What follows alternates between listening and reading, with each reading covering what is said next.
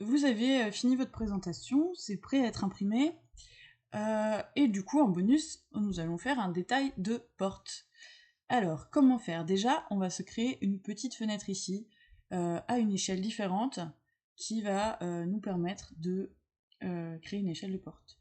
Créer un détail de porte. Donc, on tape F, on clique sur la présentation et on tape F, F multiple, on vient tracer la zone où on veut notre détail, voilà. Et là, il va aller falloir créer une échelle. Ce que je vous propose, c'est donc on va prendre ça comme détail. Donc on va aller chercher une échelle 1/20. Donc là, encore une fois, comme on est en mètres, il faut que vous alliez ici, vous cliquez donc sur votre cadre que vous venez d'insérer, ici, personnaliser. Et là, vous allez en ajouter une. Moi, je l'ai déjà créé, donc ajouter.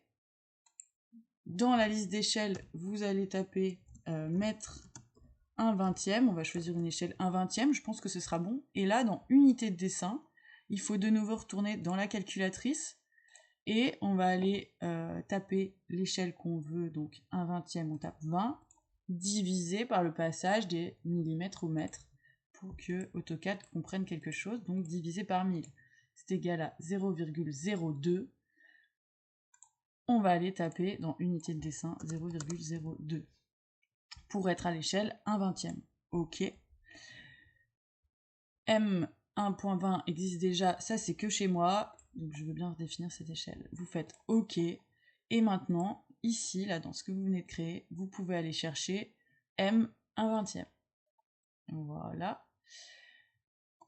On va aller déplacer la fenêtre pour aller voir quelque chose, et nous, ce qu'on veut, c'est la porte sur le détail, sur la vue en plan. Donc on va aller juste réduire notre zone, voilà, pour aller voir une des portes, celle que vous voulez, hein, bien sûr. Et ensuite, ce détail-là, on va pouvoir aller le redéplacer là où on veut qu'il s'affiche. Moi, je vais l'afficher comme ça. Voilà.